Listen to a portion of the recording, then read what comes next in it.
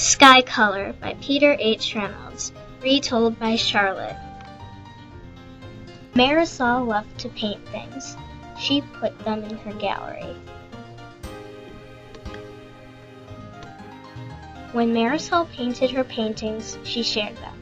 She thought everyone was an artist. One day, her teacher said they were going to paint a mural for the library. Marisol was very excited. Everyone was talking and drawing. Marisol said that she would paint the sky.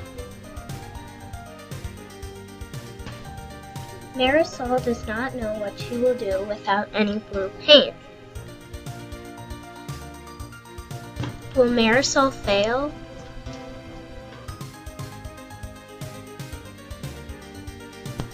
Read Sky Color to find out more.